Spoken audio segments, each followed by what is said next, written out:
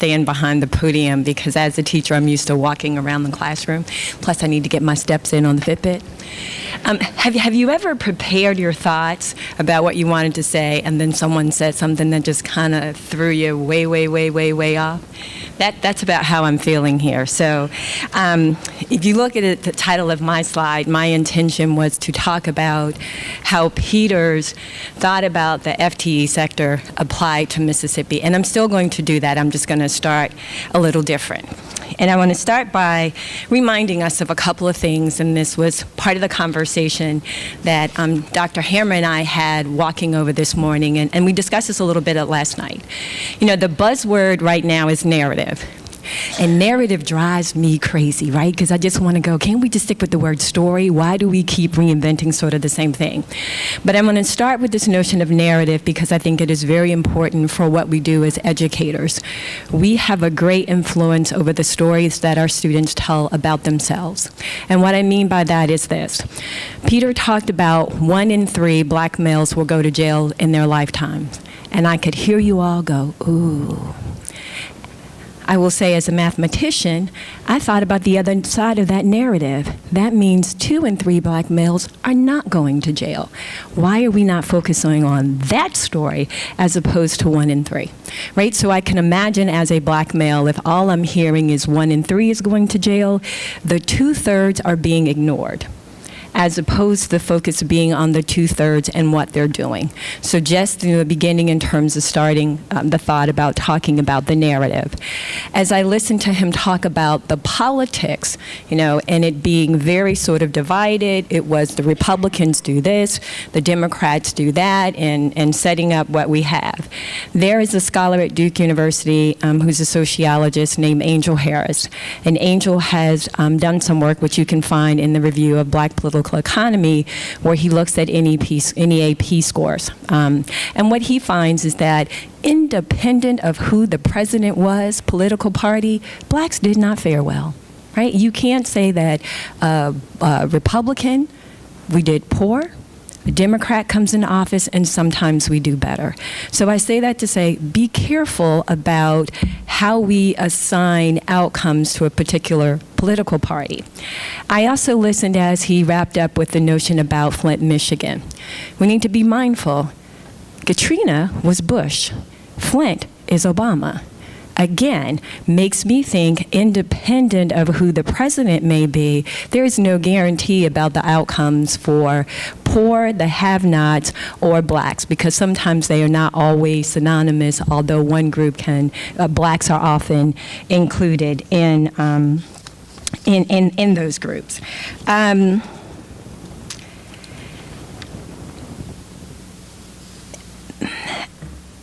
Having said that, I'm now going to move to what was going to be the focus of my talk, and that is to think about how his comments, his paper actually relates to Mississippi. So what I've done is I have downloaded some data from the American Community Survey, and the American Community Survey has replaced what we know as the U.S. Census.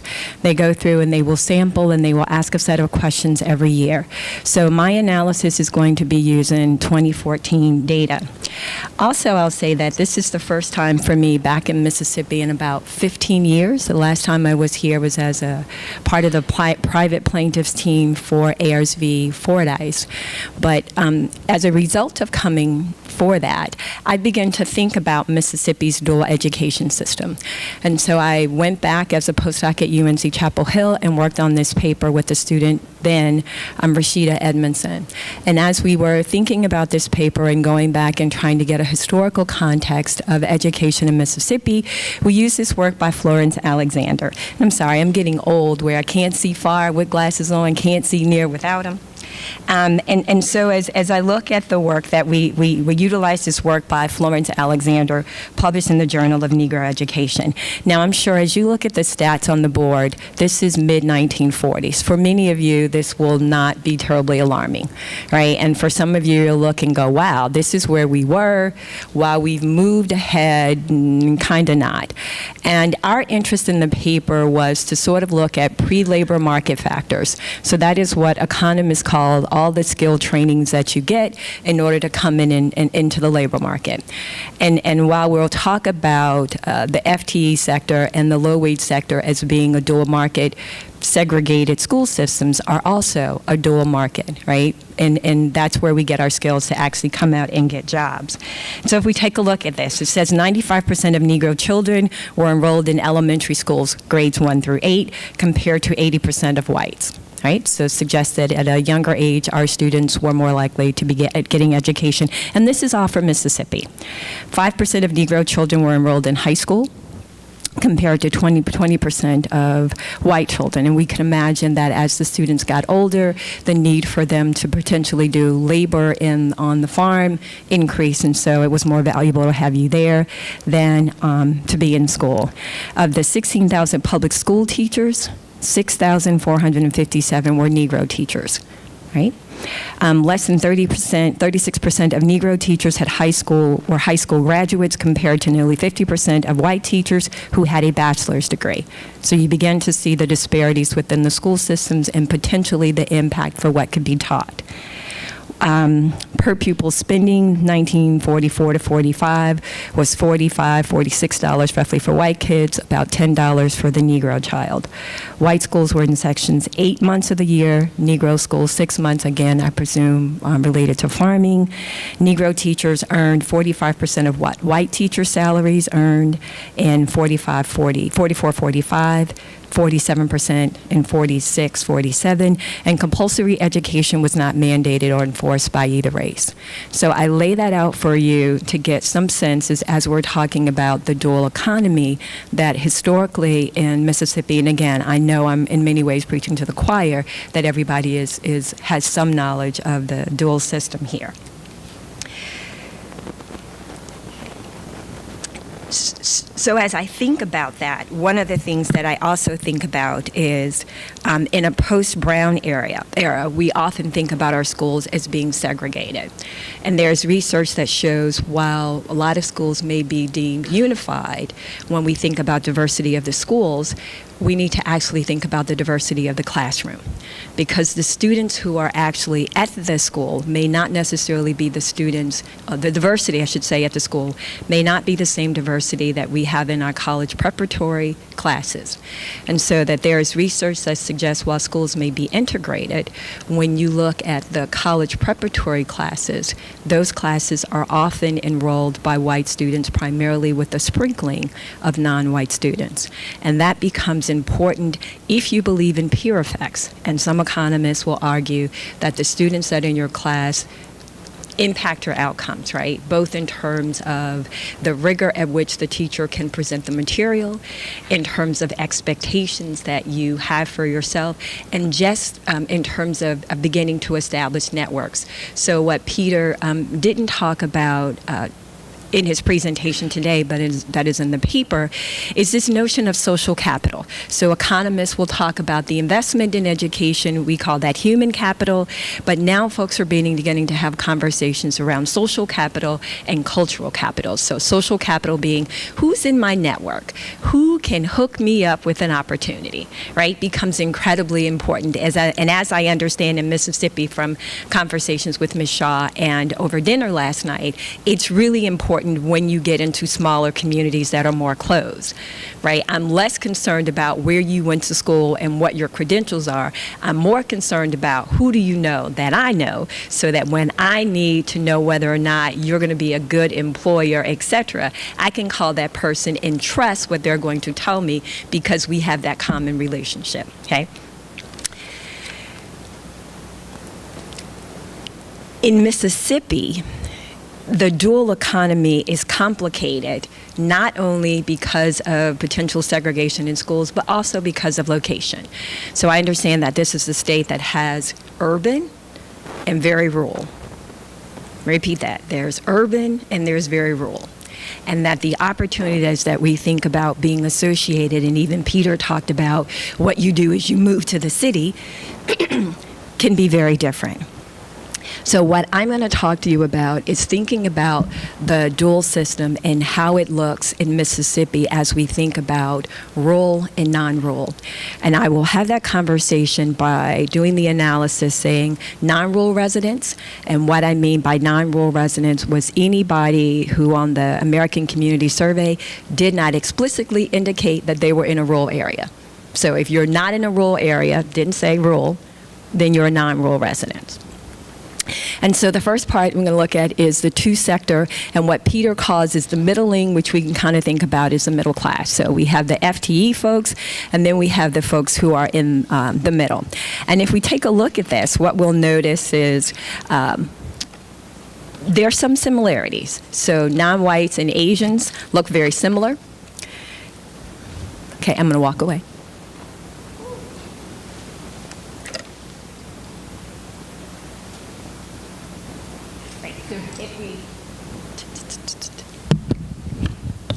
So if we take a look at this, if you think about here, so the light green bars are all the folks who would be your low-wage earners. The darker shade of green here are your middling, and these are our FTE workers. So if we take a look, we find that Asians and whites look very similar, with about 20% of their racial groups in non-rural areas making up about 20% of low-wage workers. And we find for Hispanics and Black, we're closer to 40%, so nearly twice that for Asians and whites. And then if we look at FTE, right, we find that Asians, white, and in some ways multiracial categories in non-rural areas look very similar. If we take a look at rural residents, and this has been some of the concern, right? So there's this notion that as we're thinking about rural residents in Mississippi, that the opportunities are going to be very different. And we see this. So it looks like if you're rural, independent of race, you find that there's a larger category of folks who make up large wage earners, the lower wage earners, sorry, and a smaller population that are actually going to make up the high wage earners. So the question becomes, what are the implications for this? So Peter talked a little bit in terms of what it means for that you can do for your kids. In his paper, he talks about high wage earners have the ability to buy homes. And we have more choices about where you can buy your homes in terms of putting your children in spaces where you have better access to education, potentially moving out of crime-ridden areas, etc. So then the next thing that I want to talk to you about is then what does this look like for home ownership as we're thinking about both sectors? And again, this is, wages in terms of Mississippi. If we take a look here, again, non-rural residents, low-wage earners, look how similar the distribution is. Right? Pretty much the same. You don't see very wide gaps. Everybody's mid-20s, $20,000 to mid-$20,000 a year if you're in the city. Middling folks also look the same. It's not until we look at the high wage earners, and again, these are non-rural residents, right? So the folks who are living in the city, where you begin to see wage disparities that are large. So if I'm looking at Asians to Black, that's nearly a $20,000 gap. If I'm thinking about Blacks and whites, we're talking, what is that? Getting closer to about $24,000 in terms of gaps. Actually, did that wrong. He said I could count on most days, not today, right? That's a $31,000 gap, right? So what I find in this is very interesting is the very space that we're moving to for better opportunities seems to be the space that creates more disparities. So are there some assumptions about folks in a city, particular if you are non-white or Asian, that you don't necessarily see when we look at our rural residents, right? So rural residents, notice, again, similarities. So while there is a wage gap with rural residents, the wage gap looks nothing like this. Between these two groups, it's still high, but it's not 35. It's 20 and some change. When we think about rural whites and Blacks, we're now talking 15-ish in terms of $1,000, right? So it suggests that the rural resident, while there may be issues, and we tend to think we don't want to be in rural spaces because of the opportunities, it appears that the disparities are much smaller in the rural spaces than you have in your non-rural spaces. So as we begin to think about have an idea of what the money looks like. What does this mean in terms of what I actually have access to in terms of the American dream? Home ownership. Again, non-rural residents. This I thought was pretty interesting. Native Americans look the same, independent of earnings, and they have home ownership rates that are higher than any group when they're in the city. For everyone else, there's not much disparity, and it's the middlings that tend to have the higher rate of home ownership than low wage or high wage. And there might be a couple of ways that we could interpret this. So it might actually be if you're a low wage owner, maybe again there are some perceptions and relationships with banking, so it's more difficult to get a loan.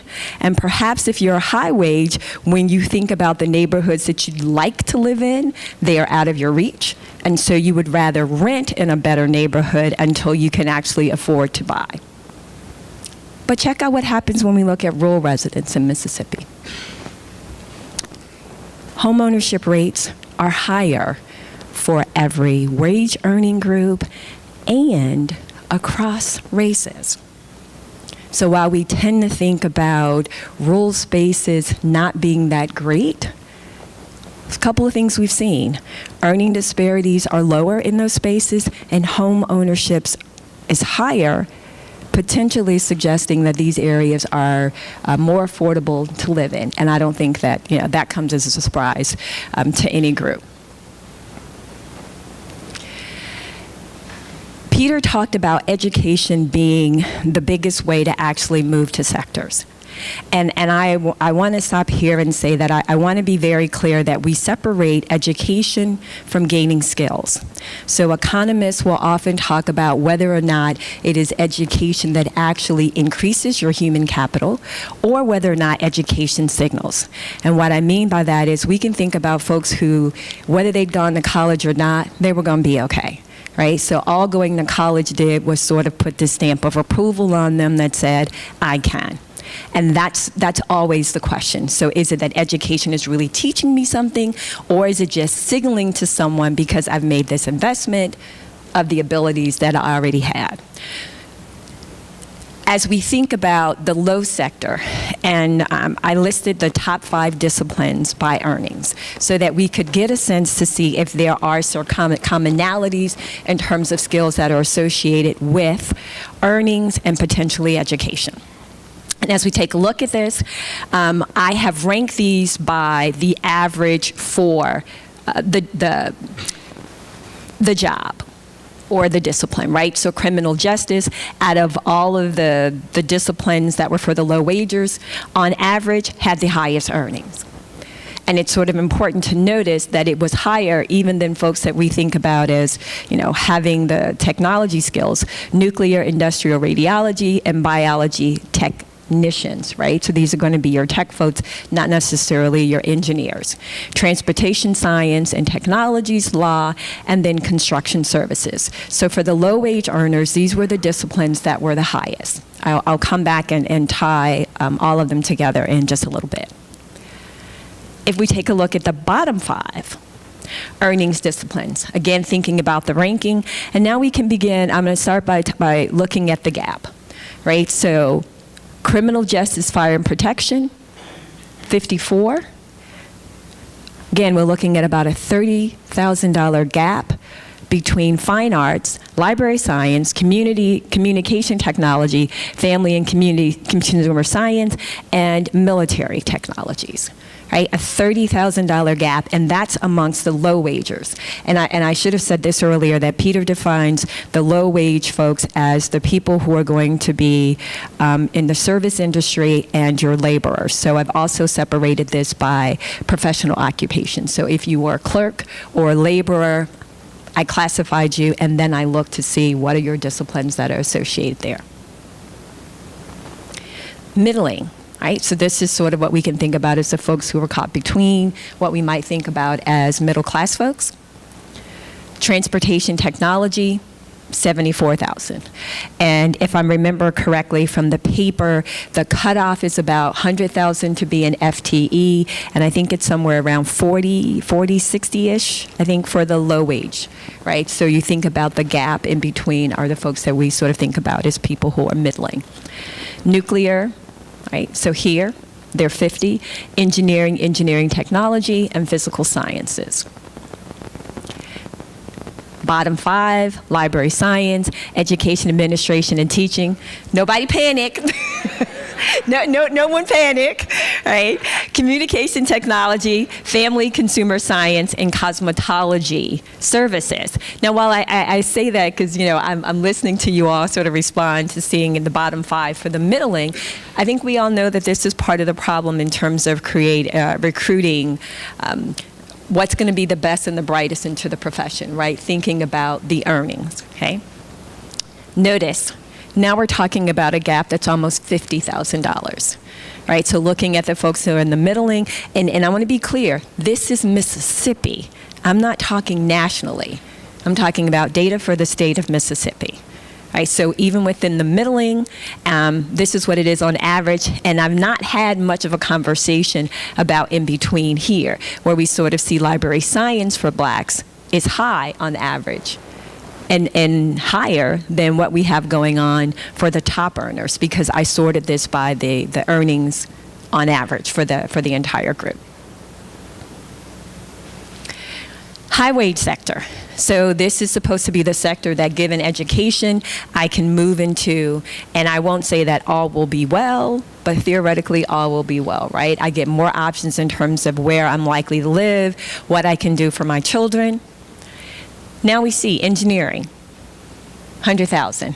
All of these wages on average fall very much in line with what Peter discusses as the $100,000 jobs, which puts you in the FTE sector. As we look at blacks, lower, but still higher than what we've seen. If we look at the bottom, you can begin to start seeing some similarities, right? There are some disciplines that are consistently at the bottom. That gap is getting larger. Right, still 50 and some change.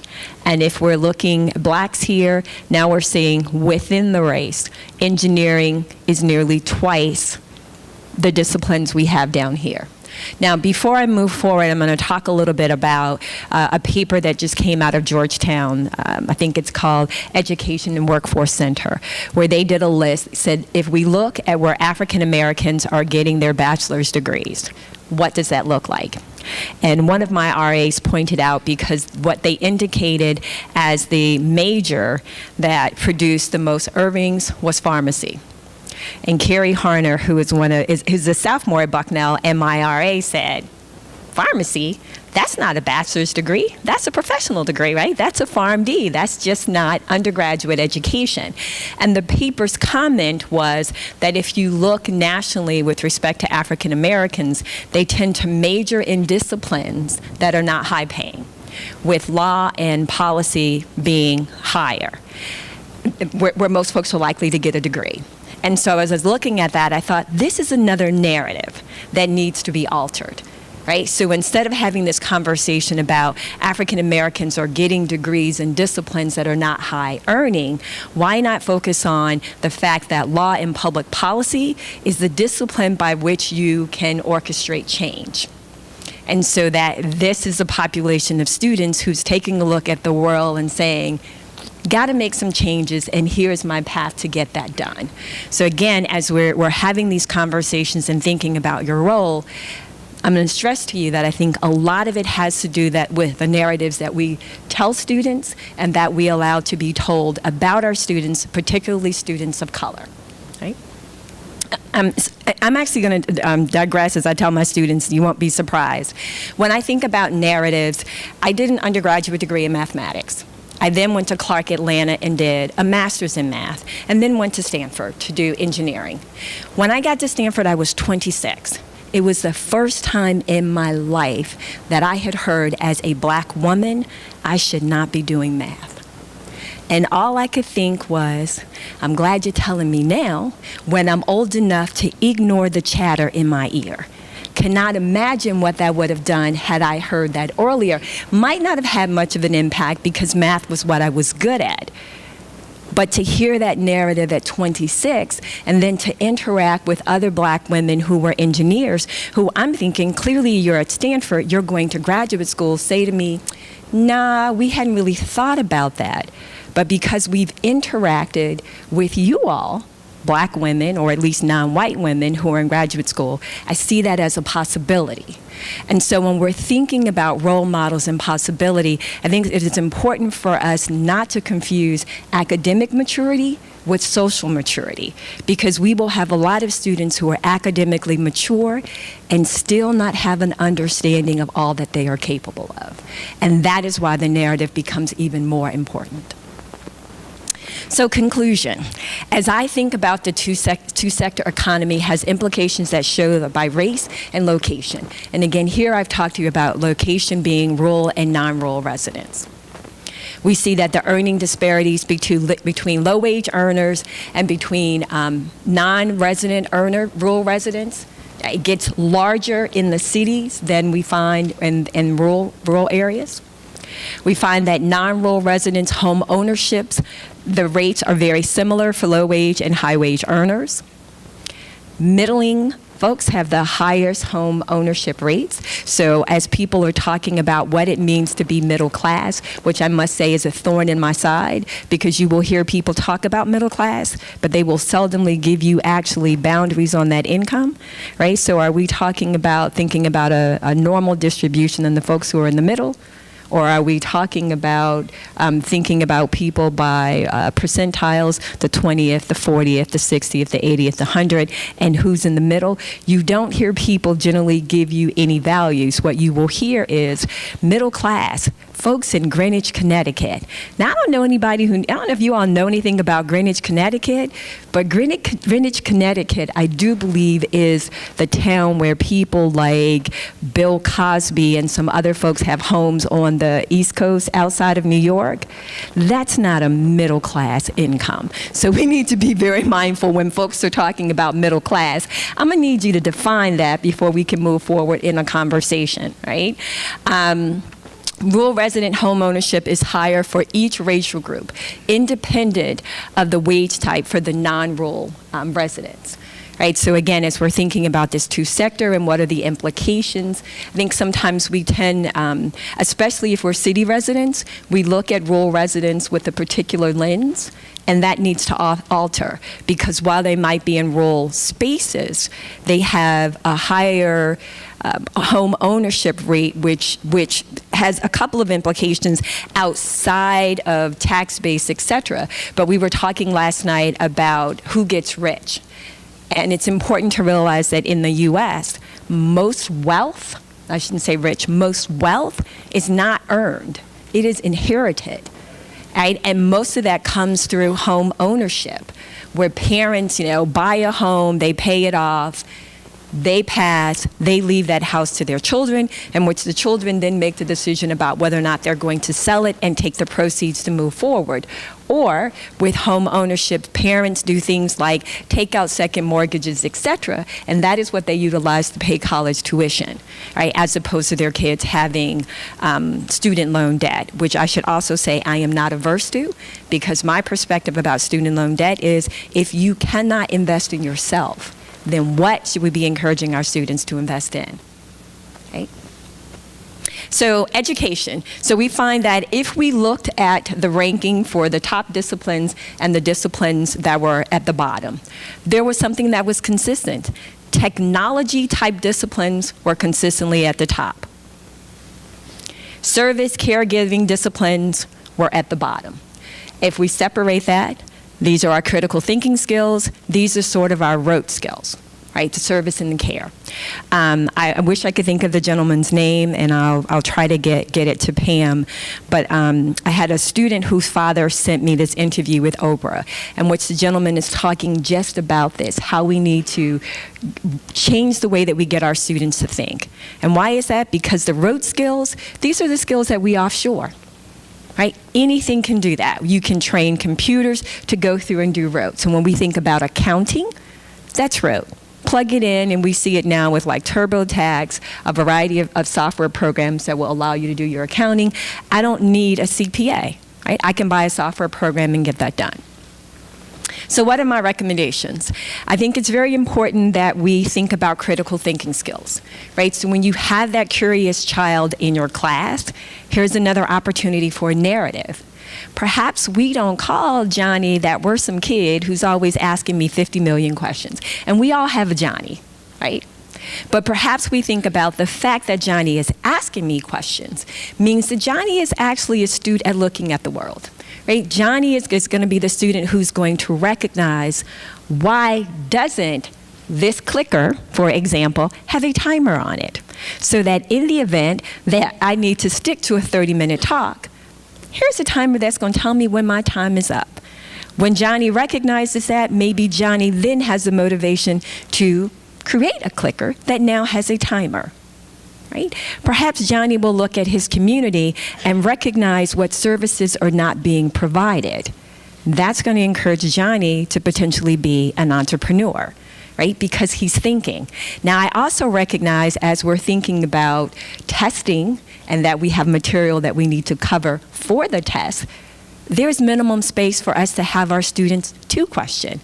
Because if you're questioning too much, you might read the test and begin to question and bubble the wrong answer. And that has consequences for not only the student, but the school district. So where do we find that balance in terms of teaching critical skills, or I should say nurturing them, but nurturing them in a context that does not have negative consequences for the child? Rote skills. These are the skills, like I said, that are easily offshored, right? Offshored or automated. Caregiving skills. As we have an aging population, we're going to need more of this. But here's what I think is going to be the key. How do we combine these in a manner that becomes valuable to a community? So how do I encourage a student to question? How do I then get them to think about, if it is indeed rote skills, how are you that person that might be the company that is doing the offshoring, so that you're not always just being offshored, but you could have the relationship with the companies on the other side? For example, my students talk to me about how companies now don't have personal assistants that are in the US. They have personal assistants that are abroad because it's cheaper. And when you first think about that, it's like, how can you be my personal assistant if you're not right here beside me? Because we think about quite often, what does my personal assistant do? They manage my calendar. They make sure that I get to certain places on time. And a smartphone and the app with Google or something else will let me know where I need to be. I don't need you here. Okay? Or they are doing things like having transcriptions on tapes, sending that overseas, lower wage, typing it up and send it back. Can you be that person for the rote skills that is building that relationships with organizations overseas and yet create jobs in your community? And both of those I have just said. So I am happy sort of to answer questions, and I would say to you, for me, the big takeaway is for us to begin to challenge the narratives that we hear about our students and ask ourselves, is there a way to change that narrative so that it isn't from a deficit perspective? Because I think that's the perspective that we've got comfortable with. What is it that we don't have, as opposed to having the conversation about what it is we do have and what is good about our communities? Thank you.